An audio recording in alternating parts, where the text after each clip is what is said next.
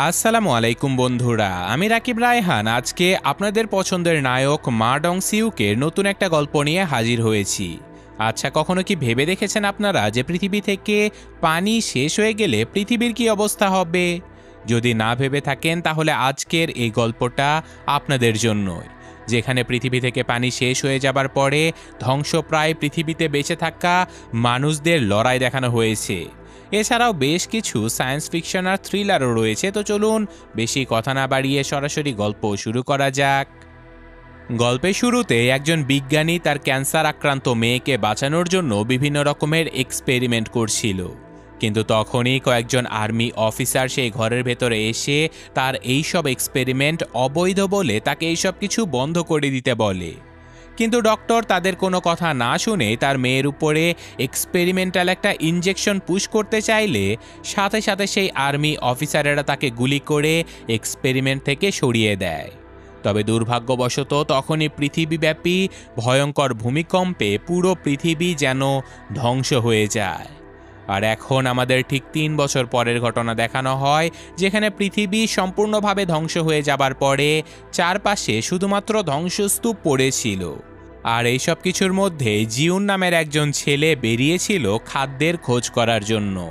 তখনই তার সামনে বিশাল বড় একটা কুমির এসে হাজির হয়, আর জিউন তীরের মাধ্যমে সেই কুমিরটাকে আহত করতে পারলেও এই ধ্বংসস্তূপের মধ্যে বেঁচে যাওয়া কুমিরটা উল্টে তার উপরে ভয়ঙ্কর হামলা করে দেয়।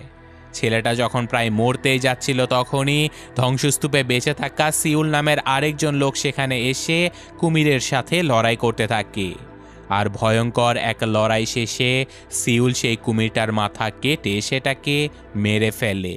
তো যাই হোক, এখন আমাদের সুনা নামের একটা মেয়েকে দেখানো হয়, যে কিনা এই ধ্বংসপ্রায় পৃথিবীতে তার দাদির সাথে ছোট্ট একটা বাড়িতে বসবাস করত।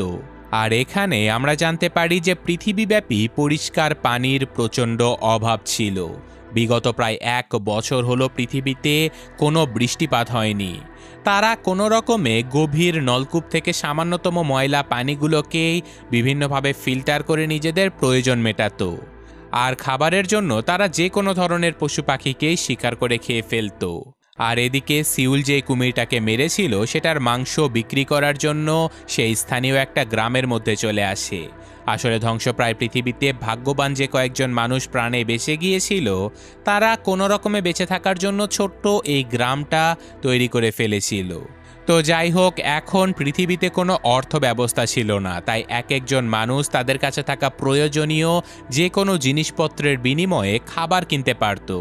তাই যথারীতি সিউল বিভিন্ন লোকজনের কাছ থেকে বিভিন্ন জিনিসপত্র নিয়ে সেই কুমিরের মাংসগুলো বিক্রি করছিল।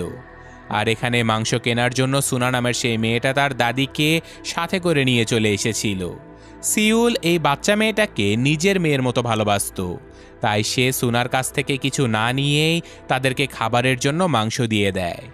আর এখানে আমরা আরেকটা জিনিস জানতে পারি যে জিউন নামের সেই ছেলেটা সুনাকে অনেক পছন্দ করত।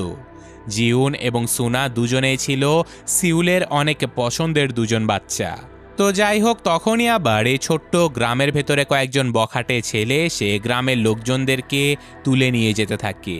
সাধারণত এই ছেলেগুলো গ্রামের এইসব লোকগুলোকে নিজেদের মাঝেই মারামারি লাগিয়ে দিয়ে সেগুলো খেলার মতো দেখে উপভোগ করত। আর যে লোকগুলো তাদের সাথে যেতে চাচ্ছিল না, তারা তাদেরকে বিভিন্নভাবে মেরে আহত করে ফেলেছিল। আর এত সব কিছু দেখার পরেও সিউল সেখানে চুপচাপ দাঁড়িয়েছিল।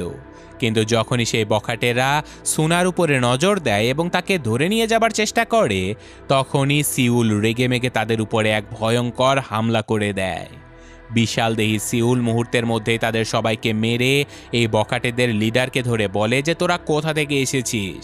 ছেলেটা কিছু বলার আগেই সিউল খেয়াল করে যে এই ছেলেটার কাছে বেশ খানিকটা পরিষ্কার পানিও ছিল। সে অবাক হয়ে তাকে জিজ্ঞাসা করে যে এই খরার মধ্যে তুই পরিষ্কার পানি পেলি কোথায়? ছেলেটা ভয়ে ভয়ে বলে দেয় যে অনেক দূরে একটা অ্যাপার্টমেন্ট রয়েছে, সেটার কোনো ক্ষতি হয়নি, ওখানে যারা থাকে তাদের কাছে অনেক পানি রয়েছে। সিউল তার কথা একদমই বিশ্বাস করে না, কারণ সে অনেক দূর দূরান্তর ঘুরে দেখেছে কিন্তু কোথাও কোনো অক্ষত অ্যাপার্টমেন্ট দেখতেই পায়নি। তাই সে এইসব কিছু ভুলে ছেলেটাকে বলে দেয় যে তোদের বসের নাম কি। ছেলেটা বলে যে আমাদের টাইগার এখানে পাঠিয়েছে। এটা শুনে সিউল তাকে বলে যে টাইগারকে বলে দিস সিউলের এলাকায় যেন তোদেরকে না পাঠায়। সিউলের নাম শুনেই ছেলেটা প্রচণ্ড ভয় পেয়ে যায়, কারণ তাদের বস টাইগারের সবথেকে ভয়ঙ্কর প্রতিদ্বন্দ্বী ছিল সিউল। আর এইসব ধ্বংসযজ্ঞের আগে সিউল এবং টাইগার দুজনেই বক্সিং চ্যাম্পিয়ন ছিল। তো এখন ছেলেগুলো পালিয়ে যাবার পরে সিউল যখন আবারও শিকারের জন্য বেরোচ্ছিল, তখনই তার পিছু পিছু জিউন তাকে বারবার বলতে থাকে যে আঙ্কেল চলো না আমরা সেই অ্যাপার্টমেন্টটাকে খুঁজে বের করি, যদি ওখানে পানি থাকে তাহলে তো আমাদের আর কোনো কষ্ট হবে না, আমরা সব কিছু নতুন করে শুরু করতে পারবো। কিন্তু সিউল এই সব কিছু করতে একদমই আগ্রহী ছিল না। তো এইসব গল্প করতে করতে সিউল এবং জিউন সুনার বাড়িতে চলে যায়, আর সেখানে গিয়ে তারা দেখতে পায় যে স্যুট বুট পরা বেশ কয়েকজন লোক সুনার এলাকায় এসেছিল তাদেরকে উন্নত একটা জীবন দেবার জন্য। এদের মাঝে একজন মহিলা শিক্ষিকা ছিল যে তাদেরকে জানায় যে আমরা অনেক দূরের একটা অ্যাপার্টমেন্ট থেকে এসেছি, এই ধ্বংসপ্রায় পৃথিবীতে কেবলমাত্র ওই একটা অ্যাপার্টমেন্টই অক্ষত রয়েছে, আমাদের কাছে আনলিমিটেড পরিষ্কার পানি রয়েছে, আমরা বৃদ্ধ লোকদের থাকার ব্যবস্থা করি আর যুবক যুবতীদেরকে উচ্চশিক্ষা প্রদানের সুবিধাও দিয়ে থাকি, আমরা এই যুবক যুবতীদেরকে নিয়ে নতুন একটা দুনিয়া শুরু করতে চাই। এইসব কথা শুনে সুনা এবং তার দাদি দুজনেই খুশি হয়ে যায়, কারণ তারা এখন নতুন সুন্দর একটা জীবনের হাতছানি দেখতে পারছিল। তাদের দুজনের সাথে সাথে সেখানে থাকা জিউনও তাদের সাথে যাবার জন্য প্রচণ্ড আগ্রহী হয়ে যায়, কিন্তু সিউল জিউনকে নিজের সাথেই রেখে দেয় এবং সুনা এবং তার দাদির ভালো একটা জীবনের জন্য তাদেরকে সেখান থেকে চলে যাবার অনুমতি দিয়ে দেয়। আর এখন রাতের বেলা সিউল আবারও জিউনকে সাথে করে নিয়ে শিকার করার জন্য বেরিয়ে পড়ে, কিন্তু অপরদিকে রাতের বেলা লিসা নামের সেই শিক্ষিকার গ্রুপের সাথে সুনা এবং তার দাদি সহ অন্য অন্য গ্রামের আরও বেশ কয়েকজন যুবক যুবতী তাদের পরিবারকে নিয়ে সেই নিরাপদ আশ্রয়ের উদ্দেশ্যে রওনা দিয়েছিল। কিছু দূর যাবার পরে এই লোকগুলো তাদের আরেকটা গ্রুপের সাথে দেখা করে এবং তারা সবাই একসাথে আবারও হাঁটতে শুরু করে দেয়। কিন্তু এভাবে হাঁটতে হাঁটতে সুনার সাথে জুন নামের একটা মেয়ের পরিচয় হয়ে যায়। তারা দুজন দুটো আলাদা গ্রাম থেকে এসেছিল বলে প্রথম পরিচয়ে তাদের দুজনের মাঝে অনেক ভালো বন্ধুত্ব হয়ে যায়। আর এদিকে শিকার করতে বেরোনো সিউল এবং জিউন দুজনেই সুনাদের পথ চেয়েছিল। জিউন বারবার বলছিল যে সুনা হয়তো এতক্ষণে নিরাপদ জায়গাতে পৌঁছে গেছে, তাই না আঙ্কেল? কতই না ভালো হতো যদি আমিও সুনার সাথে ওখানে যেতে পারতাম। এদিকে সুনার সাথে হাঁটতে হাঁটতে সুনার দাদি সহ সেখানকার আরেকজন বৃদ্ধ প্রচণ্ড ক্লান্ত হয়ে গিয়েছিল। তারা আর কোনোভাবেই এমন উঁচু রাস্তা পাড়ি দিতে পারছিল না, যেটা দেখে কয়েকজন লোক তাদেরকে বলে যে কোনো চিন্তা করবেন না দাদিমা, এখান থেকে খুব কাছেই আমাদের একটা মেডিকেল সেন্টার রয়েছে, চলুন আমরা আপনাদের দুজনকে সেখানে বিশ্রাম করিয়ে কাল সকালে আপনাদের অ্যাপার্টমেন্টে নিয়ে যাব। সুনা প্রথম প্রথম ভয় পেলেও তার দাদি তাকে বলে যে কোনো চিন্তা করিস না রে, আমি সকালবেলায় চলে আসব। এটা বলে সেই দুজন বৃদ্ধ লোককে নিয়ে দুজন লোক সেখান থেকে চলে যায়। কিন্তু এরপর মাত্র ৩-৪ মিনিটের হাঁটা পথ পাড়ি দিয়েই সুনা দেখতে পায় যে তাদেরকে নেবার জন্য সেখানে গাড়ি চলে এসেছিল। এটা দেখে সুনা অবাক হয়ে যায়, কারণ গাড়িগুলো যেহেতু এতটাই কাছে ছিল তাহলে তারা দাদিমাকেও গাড়ির কাছেই নিয়ে আসতে পারত, মেডিকেল সেন্টারে নিয়ে যাবার কি দরকার ছিল। সে তাদেরকে এই ব্যাপারে জিজ্ঞাসাও করে, কিন্তু এই লোকগুলো বলে দেয় যে কোনো চিন্তাই করো না, আগামীকাল সকালে দাদিমা চলে আসবে। এটা বলে তারা সুনাসহ বাকি সবাইকে নিয়ে গাড়িতে উঠতে থাকে। আর এদিকে সেই দুজন লোক যারা সোনার দাদিমা এবং বৃদ্ধ লোকটাকে নিয়ে গিয়েছিল তারা আসলে কোনো মেডিকেল সেন্টারের কাছে যায়নি, বরং তারা বিশাল বড় একটা গর্তের সামনে গিয়েছিল, কারণ তাদের কাছে এই বৃদ্ধ লোকগুলোর কোনো দামই ছিল না। তাই তারা প্রথমে বৃদ্ধ লোকটাকে নিচে ফেলে দিয়ে মেরে ফেলে, আর তারপর দাদিমাকেও ছুরিকাহত করে ফেলে। কিন্তু সৌভাগ্যবশত সেখানে জিউন এই সব কিছু দেখে চিৎকার করে দাদিমাকে বাঁচাতে চলে যায়। আর সেই লোকগুলোর সাথে জিউন এবং সিউলের আবারও লড়াই শুরু হয়ে যায়। সিউল লোকগুলোকে খুব সহজে মারতে পারলেও লোকগুলো যেন অদ্ভুত কোনো কারণে কোনোভাবেই মারা যাচ্ছিল না, তারা যেন কোনো কিছুতে ব্যথাও পাচ্ছিল না। এটা দেখে সিউল বুঝতে পারে যে এরা কোনো সাধারণ মানুষ নয়। কিন্তু তারা বারবার মেরেও এই লোকগুলোকে মারতে পারছিল না বলে তখনই সেখানে লিলি নামের একটা মেয়ে এসে খুব সহজেই মাথা কেটে এই দুজন মানুষকে মেরে ফেলে। সিউল মেয়েটাকে দেখে অবাক হয়ে গেলেও জিউন সুনার জন্য প্রচণ্ড ভয় পেয়ে গিয়েছিল, তাই তারা পরদিন সকালে দাদিমাকে সেখানেই কবরস্থ করে সুনাকে বাঁচাতে যাবার প্ল্যান করতে থাকে। আর এখন সকালবেলা লিলি নামের এই মেয়েটা তাদের সাথে পরিচিত হয়। আসলে লিলি একজন প্যারা কমান্ডো ছিল। ভয়ঙ্কর সেই ভূমিকম্পের পরে লিলি এবং তার সহকর্মীরা জীবিত মানুষদেরকে খুঁজতে বেরিয়েছিল, আর তখনই তারা বিশাল বড় একটা অ্যাপার্টমেন্ট সম্পূর্ণভাবে অক্ষত অবস্থায় দেখতে পায়।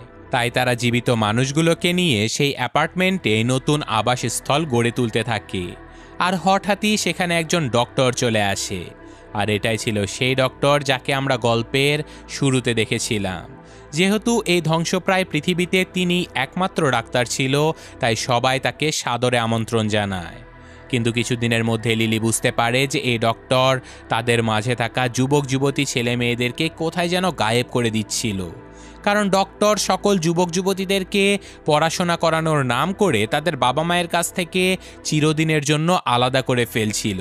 লিলি ডক্টরের কাছে জানতে চায় যে এইসব কিছু হচ্ছেটা কি ডক্টর, আমাকে সব কিছু বলতেই হবে।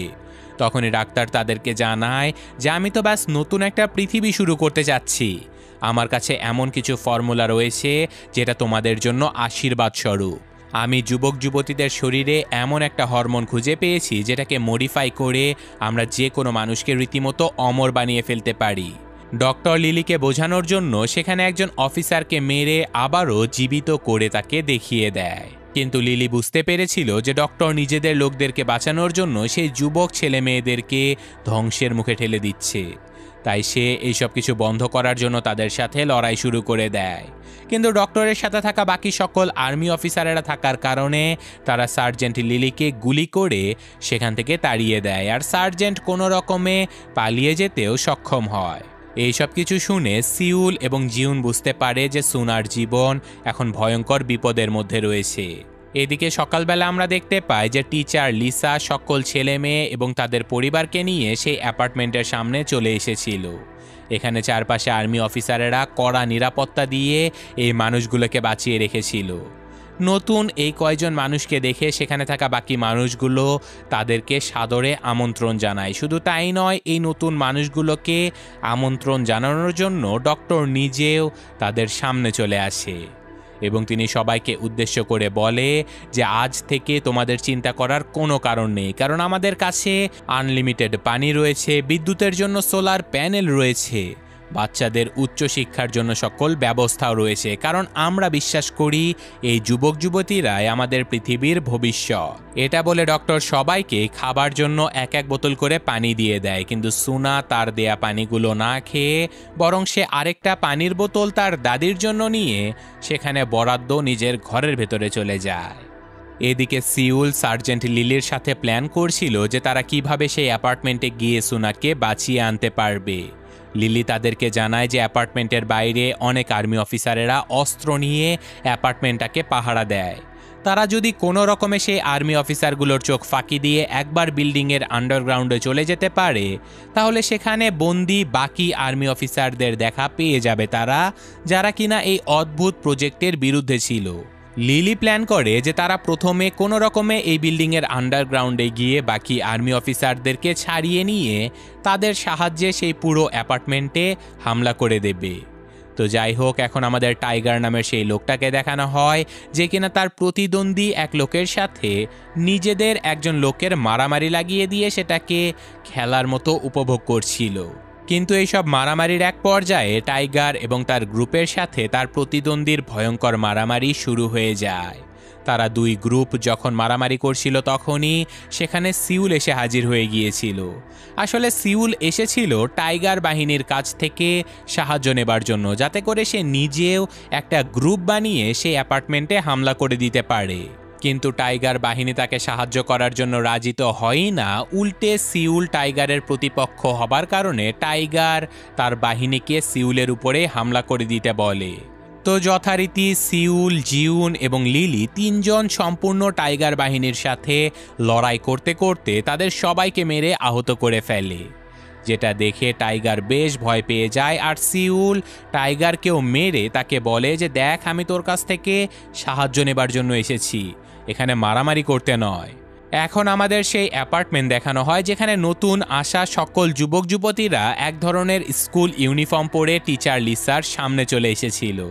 লিসা তাদের সবাইকে বলে যে যাও, তোমাদের বাবা মায়ের কাছ থেকে বিদায় নিয়ে নাও, কারণ তোমাদের এখন 8 তলায় থাকতে হবে। সেখানেই তোমাদের পড়াশোনা, খাওয়া দাওয়া সব কিছুর ব্যবস্থা করা হবে। সম্পূর্ণ 8 নাম্বার ফ্লোরটা একটা বোর্ডিং স্কুলের মতো। উপস্থিত বাবা মায়েরা এই কথা শুনে অবাক হয়ে যায়। তারা বলে যে আমরা তো আগে জানতাম না যে আমাদের বাচ্চাদেরকে আমাদের কাছ থেকে আলাদা করে দেয়া হবে। কিন্তু তারপরেও আর্মি অফিসারেরা এসে তাদেরকে বোঝায় যে কোনো চিন্তা করবেন না, আপনারা আপনাদের কাজ শেষ করে আপনারা আপনাদের সন্তানের সাথে অবশ্যই দেখা করতে পারবেন। এটা বলে সবাইকে আশ্বস্ত করে একদল লোক সেই যুবক যুবতীদেরকে 8 নাম্বার ফ্লোরে নিয়ে চলে যায়। আর বাকি কয়েকজন তাদের বাবা মাকে আন্ডারগ্রাউন্ডে নিয়ে আসে পানি পিউরিফাই করার কাজ দেবার জন্য। আর যথারীতি সকল লোকেরা তাদের বাচ্চাদের ভালো রাখার জন্য মনোযোগ দিয়ে সেখানে কাজ শুরু করে দেয়। আর ওদিকে সিউল টাইগারকে বিভিন্নভাবে জিজ্ঞাসাবাদ করতে থাকলে ফাইনালি টাইগার সিউলকে বলে দেয় যে আমি তোকে সব কিছু বলে দিচ্ছি, তুই আমাকে আর মারিস না। এবার টাইগার সিউলকে বলে দেয় যে এখান থেকে অনেক দূরে একটা অক্ষত অ্যাপার্টমেন্ট রয়েছে, সে অ্যাপার্টমেন্টের নিচে আনলিমিটেড পানিও রয়েছে। আমি বিভিন্ন গ্রাম থেকে যুবক যুবতীদেরকে ধরে নিয়ে সেই অ্যাপার্টমেন্টে ডেলিভারি দেওয়ার কাজ করি, তার বিনিময়ে তারা আমাদেরকে আনলিমিটেড পানির ব্যবস্থা করে দেয়। এটা শুনে সিউল বুঝতে পারে যে তাদের গ্রামে যে বখাটেরা হামলা করেছিল তারা মূলত যুবক ছেলে মেয়েদেরকে ধরতে এসেছিল।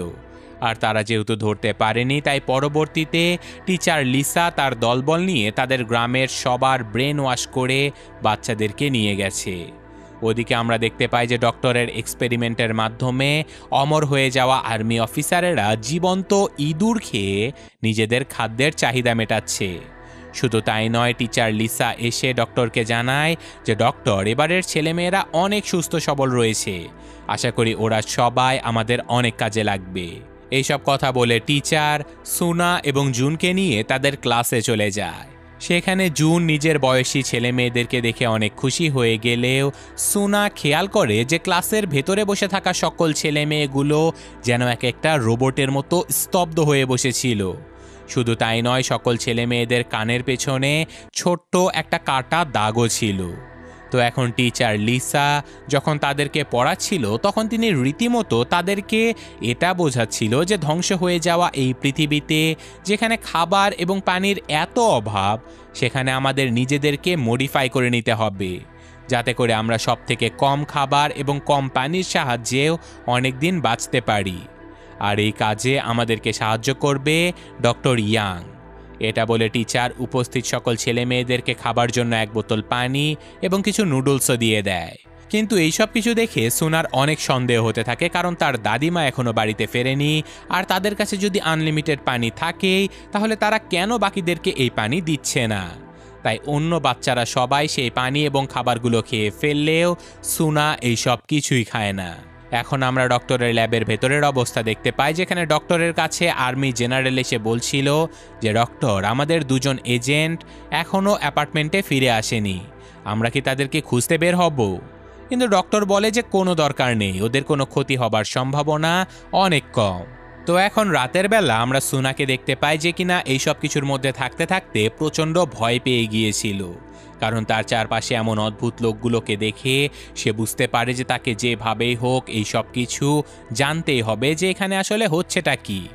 তাই সে নিজের ঘর থেকে পালিয়ে ধীরে ধীরে ডক্টরের ল্যাবের দিকে যাবার জন্য বেরিয়ে পড়ে। আর ওদিকে আন্ডারগ্রাউন্ডে কাজ করতে থাকা কয়েকজন বাবা মা তাদের মেয়ের সাথে দেখা করার জন্য বারবার আর্মি অফিসারদেরকে বলতে থাকে, কিন্তু আর্মি অফিসারেরা তাদেরকে সরাসরি বলে দেয় যে এখন কোনোভাবেই তোমরা মেয়ের সাথে দেখা করতে পারবে না। এই ব্যাপারটা নিয়ে সেই 2 বাবা মা আর্মি অফিসারদের সাথে হাতাহাতি করতে শুরু করে দেয়, যেটা দেখে ডক্টর ইয়ং আন্ডারগ্রাউন্ডে গিয়ে সেই 2 বাবা মাকে বারবার বোঝাতে থাকে যে দেখুন, আপনাদের মেয়ে অনেক ভালো আছে, আগামীকাল সকালে আমি তার সাথে আপনাদের দেখা করিয়ে দেব। কিন্তু এই বাবা মা ডক্টরকে অনেক ফোর্স করতে থাকে তার মেয়ের সাথে দেখা করানোর জন্য। তাই বাধ্য হয়ে ডক্টর তাদেরকে বলে যে ঠিক আছে, চলুন তাহলে আমার সাথে আমার ল্যাবে, সেখানে আমি আপনার মেয়ের সাথে আপনাদের দেখা করিয়ে দেব। আর ওদিকে ততক্ষণে সুনা ডক্টরের ল্যাবে পৌঁছে গিয়েছিল।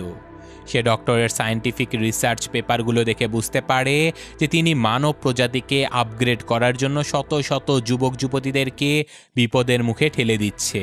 এমনকি ডক্টর বিভিন্ন পশু পাখির ডিএনএর সাথে মানুষের ডিএনএ ম্যাচ করানোরও চেষ্টা করছিল। আর এই সব কিছু দেখে সুনা প্রচণ্ড ভয় পেয়ে যায়। ঠিক তখনই ডক্টর সেই দুই বাবা মাকে নিয়ে তার ল্যাবের ভেতরে চলে আসে। এখানে বাবা মা দুজন দেখতে পায় যে তাদের মেয়ে জুনকে ডক্টর হাত পা বেঁধে একটা এক্সপেরিমেন্টের গিরগিটি বানিয়ে ফেলেছিল। এটা দেখে বাবা মা দুজন প্রচণ্ড ভয় পেয়ে যায়, কিন্তু ডক্টর তাদেরকে বলে যে দেখুন, আপনাদের মেয়ে ভালো আছে, ওর কিচ্ছু হয়নি, আপনারা প্লিজ ওকে স্পর্শ করবেন না, আর আপনারা কোনো চিন্তা করবেন না, আপনাদের মেয়ের কোনো ক্ষতি আমি হতেই দেব না। আমি আমার এক্সপেরিমেন্টের মাধ্যমে নিজের মেয়েকেও বাঁচিয়ে রেখেছি। এটা বলে ডক্টর তাদের সামনে নিজের মেয়েকে উপস্থাপন করে। আর এটা দেখে রীতিমতো সবার মাথায় আকাশ ভেঙে পড়ে, কারণ ডক্টরের মেয়ের শরীরের ৮০% অংশই বিচ্ছিন্ন হয়ে গিয়েছিল।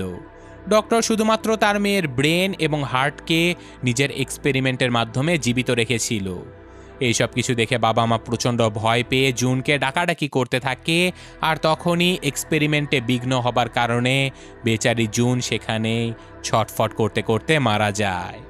এটা দেখে ডক্টর সেই বাবা মায়ের উপরে প্রচণ্ড রেগে গিয়েছিল। সে চিৎকার করে বলতে থাকে যে তোমরা জানো তোমরা কত বড় ক্ষতি করে ফেলেছো? জুন আমাদের কাছে কত গুরুত্বপূর্ণ ছিল, তোমাদের ধারণা আছে এটা? এটা বলে ডক্টর নৃশংসভাবে সেই দুই বাবা মাকে সেখানেই হত্যা করে ফেলে। আর দুর্ভাগ্যবশত ল্যাবের ভেতরে খোঁজাখুঁজি করতে গিয়ে ডক্টর সুনাকে সেখানেই খুঁজে পেয়ে যায়। এদিকে সিউল, টাইগার এবং বাকি দুজন আসতে থাকে সেই অ্যাপার্টমেন্টের দিকে। তারা সেদিন রাতের বেলা একটা জায়গায় ক্যাম্পিং করে সময় কাটিয়ে দেয়। আর পরদিন সকালে টাইগারের সাহায্যে তারা সবাই সেই অ্যাপার্টমেন্টের সামনে পৌঁছে যায়। টাইগারকে দেখে সেখানে পাহারারত আর্মি অফিসারেরা জিজ্ঞাসা করে যে আজকে তো তোমার ডেলিভারি ডেট নয়, তাহলে তুমি আজকে কেন এসেছো?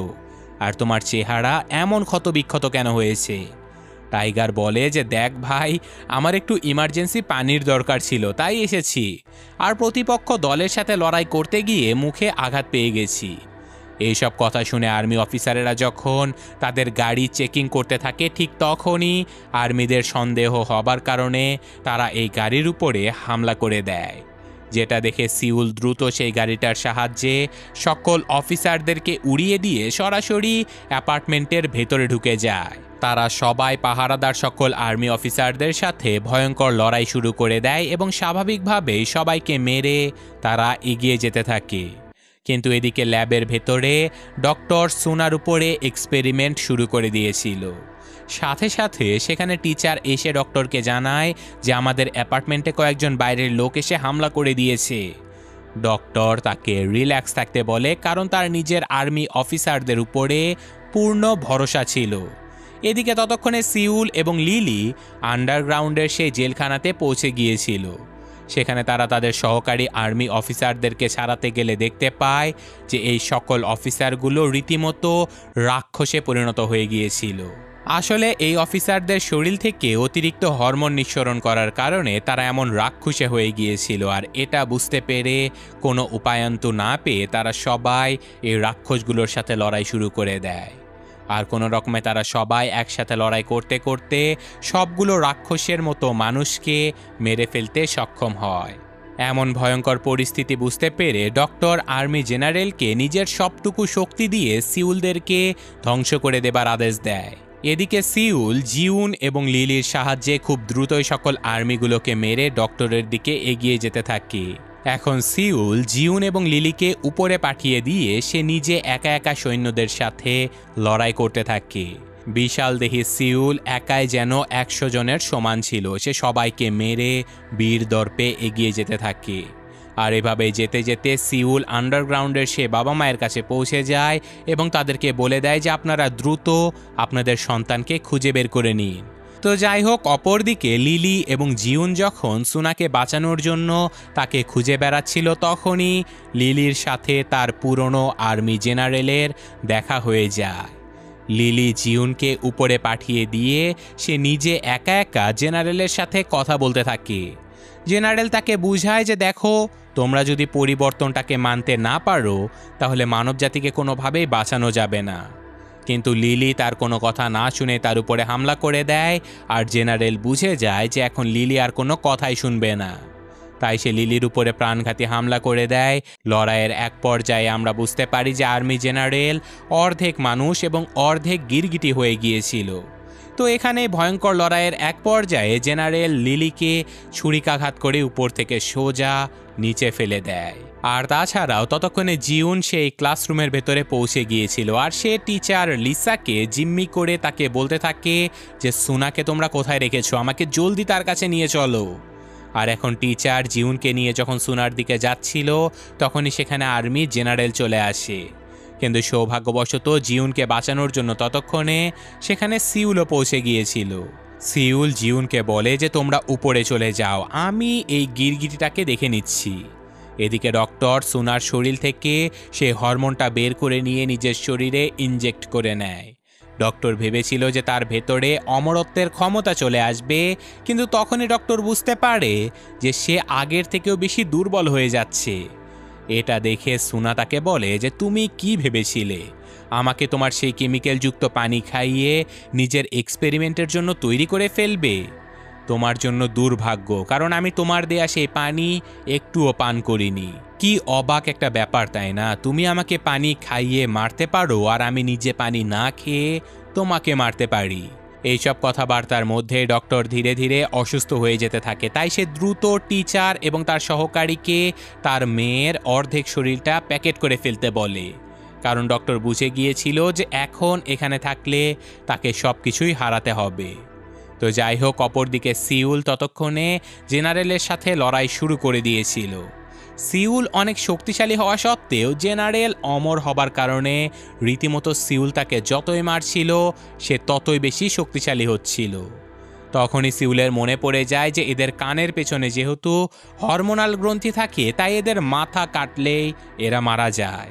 তো যেই ভাবা সেই কাজ, সিউল কাচের ভাঙা জানালার সাহায্যে জেনারেলের মাথা কেটে তাকে সেখানেই মেরে ফেলে। আর ততক্ষণে বাকি বাবা মায়েরাও তাদের অনুভূতিহীন ছেলে মেয়েদেরকে খুঁজে পেয়ে গিয়েছিল। আর তাছাড়াও ততক্ষণে সুনাকে বাঁচানোর জন্য সেই ল্যাবের ভেতরে জিউন চলে আসলেও একজন আর্মি অফিসার জিউনের উপরে হামলা করে তাকে সেখানেই অজ্ঞান করে ফেলে। আর এরপর ডক্টর সেখান থেকে তার মেয়েকে নিয়ে পালিয়ে যাবার আগে ঘরের ভেতরে টিচারকে রেখে সুনা এবং জিউনকে মারার জন্য ঘরের ভেতরে একটা গ্রেনেড ছুঁড়ে মারে। জিউন কোনো রকমে একটা টেবিলের মাধ্যমে নিজেকে এবং সুনাকে বাঁচিয়ে নিতে পারলেও এই বিশাল হামলায় সিউলও আহত হয়ে গিয়েছিল। আর এই গ্রেনেড বিস্ফোরণের শব্দে নিচে পড়ে থাকা সার্জেন্ট লিলিও জ্ঞান ফিরে পায়।